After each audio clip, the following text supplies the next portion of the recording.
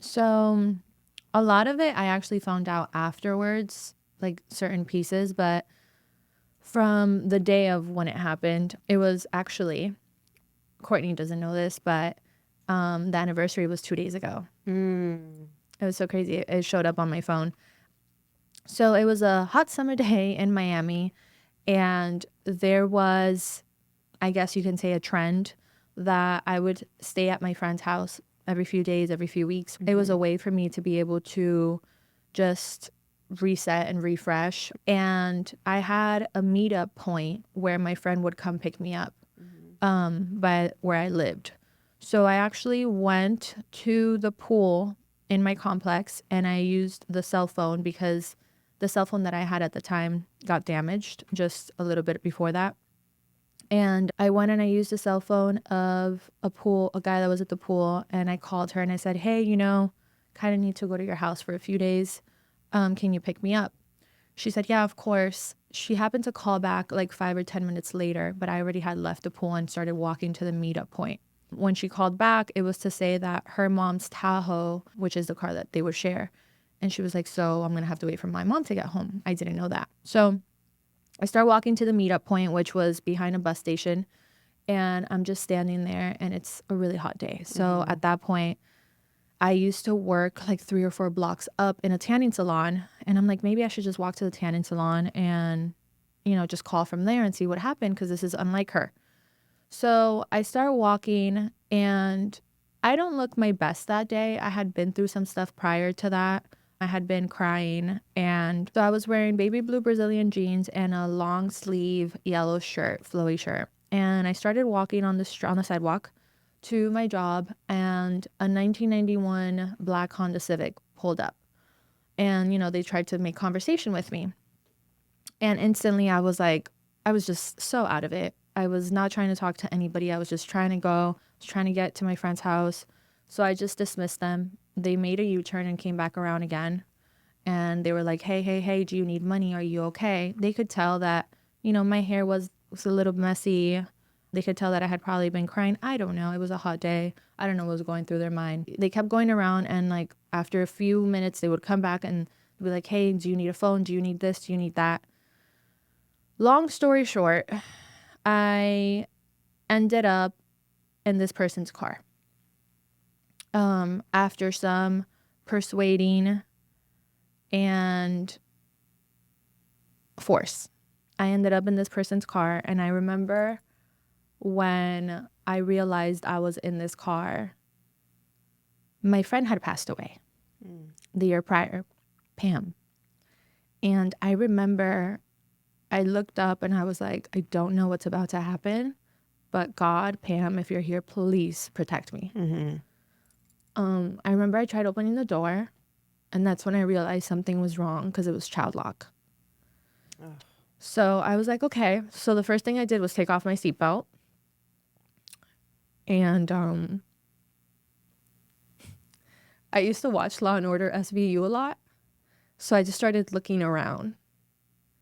And when I started looking around, I was like, what can I remember from this car? And I remembered that there was an LED blue skull in his air vent. And I remember that he had a Mexican flag on a toothpick in another part of his air vent. But then he pulled out an album of CDs, like a long one. And he was like, I made a romantic playlist. Choose one of the CDs that you want to listen to.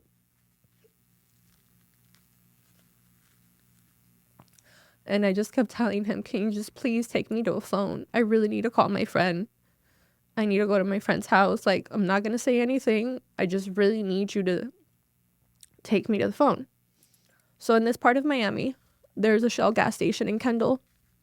And he started driving towards it. And I was like, okay, I don't know what just happened. I'm really like hazy at this point. But I was like, I just need this man to like be my friend and take me to the gas station. So he drives into the gas station through one of the entrances. And then I start instantly trying to open the door before he even gets to the telephone, to the payphone. And he drives out diagonally through the other one. And I was like, he just tricked me. he was never going to take me to the phone. And then he just puts his hand on my thigh and he's like, I need you to relax. Oh, gosh.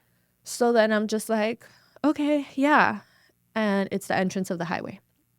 So at that time in Florida, there was Sun Pass. And it was either a toll or a Sun Pass. And you either had a Sun Pass and it would swipe you through, or you had to pay the toll.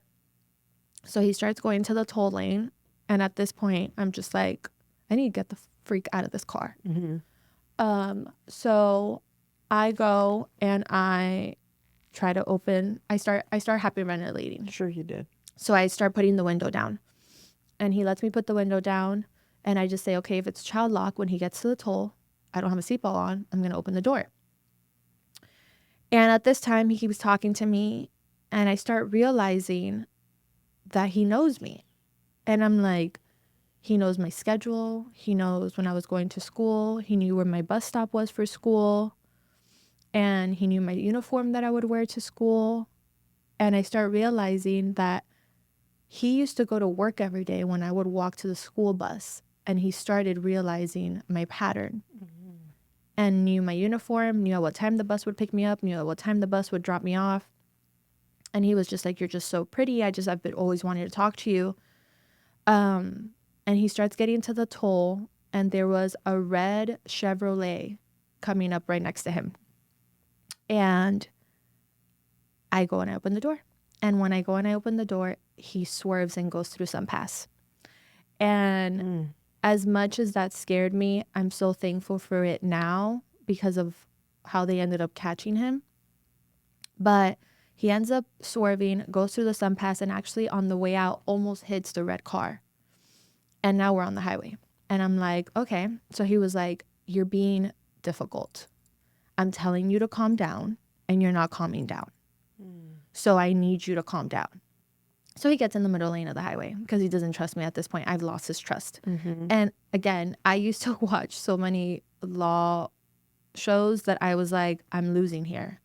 This is not what I'm supposed to do. I'm not making him my friend. So he keeps on the highway for a good 30, 35 minutes, felt like hours. And he drives all the way down south, which funny enough, is literally the area where my friend lives. Wow. So he gets off in an area called Country Walk. And if anybody is from Miami, they know that by the zoo, at least back in the day in 2007, 2008, I don't know if it's still there, but there's this FedEx that was really deserted. It was all warehouses and one single FedEx. To the right of the FedEx is just bushes. I don't know if they've built now, but there was no buildings yet. And right in front of the FedEx, there was warehouses. So during this whole time, he's just talking to me and he's telling me, going back to the CDs, about how he made specific romantic playlists for us to listen to on our car ride, that he just wants me to calm down. He, at this point, has grabbed my leg and put it over the shift. And it's just touching my knee. But I'm confused as to why the need to do that. I don't know if it was because he knew I was going to try to jump again or what. So he has my leg there, and I'm just frozen and I'm quiet. He gets off the highway. The moment he gets off the highway and he starts heading towards the Metro Zoo area, I'm like, okay, there's another Shell gas station. And I start again, like, I just really want to call my friend. Like, if I promise, like, we can act like this never happened. At this point, like, I'm maybe in his car for like 45 minutes to an hour. And then he does it again, the drive-through diagonal. And I just start crying at that point because I'm like, you're taunting me. But then when he gets out of that gas station, he makes a right and he starts driving down this street. Now, by Metro Zoo, when you drive down the street at this time, I don't know how it is now, but like there was apartments all on the left side and there's a park on the right. The park is all green and it has a basketball court. I remember there was like 4 or 5 guys playing outside and the window still was down. And I know that if he's driving all the way to the end of the street, he's going towards that FedEx. And all I can think in my head is, there's nothing there but bushes. How is anyone going to hear you if he chooses to stop there? Sure. And I just lost it. at that point, he was yanking on my hair because I pulled half of my body out of the door and I was screaming at the top of my lungs to the people in the basketball court saying, help me, help me, help me. I remember that when I was telling the detective later on, I said, and this comes for sure from trauma, but I was like, if Mariah Carey has a high note, I was screaming higher because I needed to make sure I was heard. Sure. And he got to the stop sign at the end of the street. Diagonally across from us on the left was the FedEx, and directly next to us was the warehouses. And then he made the left. Towards the FedEx? Towards the FedEx in the bushes. Mm-hmm. And I was like, okay, because once he passed the park, I stayed quiet because the guys didn't do anything. Wow, really? Did Yeah. they even see you? I don't know. And I've always wondered that. But when he made the left, I knew, and I have this in my written statement, I said, I'm either going to die right now before I end up in the morgue on a silver platter in the cold. So he made a left. And when he made a left, I grabbed the wheel. And we started doing donuts. And I remembered that I was just like praying so hard. And then he started grabbing my head and smashing it to the steering wheel. And I just took everything in me. I grabbed my leg up as he's doing that to switch it back over. I still have control of the wheel. And I elbowed him as hard as I possibly could in his bottom area. At that point, he let go of my head and he went down. Right. I put my hand on the outside of the door. I opened it and I just jumped. I jumped and I just turned into a ball. We weren't going fast. And I just prayed that I didn't get hit. But I was like, I'd rather get hit than end up dead. Right. So I jumped. He got control of the car and I froze. I never opened from the ball. I just felt someone pick me up. And then I realized that then I was on grass. And then I remember looking up and it was a guy screaming and a woman and a little kid. And had they seen this whole thing go down? Yeah. So in front of the FedEx was warehouses. And one of those warehouses was a man walking a woman to her car with her son. And he was walking her to her car because he was a pastor and an ex-Marine. Wow. And he had just turned that warehouse into a church. Wow. Oh my gosh. So wow. Around 5 days later, they ended up finding him. And he was hiding out in his baby mom's apartment, which had a restraining order, which he was violating by hiding there. Wow. And the way they found him was because he passed the sun pass and he didn't have sun pass. So they took a picture of his license. And when they asked him and they interrogated him, they said, what was your goal? And he said, I wanted to have sex with her and then I was going to dispose of her. And they said, how are you going to do that? And they ended up finding in his trunk sex toys, a rope, and ways to break down my body.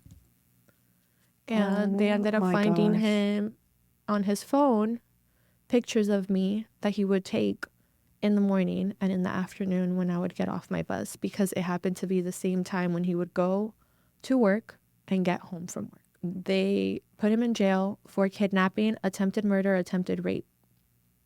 He got 3 years in ICE, and then they deported him. Around 6 years ago, it was the 10-year anniversary, and I got a call because every time something would change, they would call me to let me know they were moving him. And then, okay, the 3 years passed, they're deporting him. And then they found him in Arizona, and he was driving, and they arrested him. They noticed he didn't have papers. They pulled him up, noticed he had a black case because I was underage. My file is locked and nobody can look it up. It has to have like all these approvals. And it went back to the detective's desk that was at this case of the scene. And he said, look, I don't want to scare you, but all it took is 1 second me searching your name on Google to figure out that you live in Los Angeles, that you do social media, and that you're a TV host. I don't know why he was in Arizona. Could it be just because it made sense for him from Mexico? Yeah. But why was he driving towards California? And I'll never know. Because all they did was put him in the jail and then transfer him to Florida and then deport him again. And that's all they can do.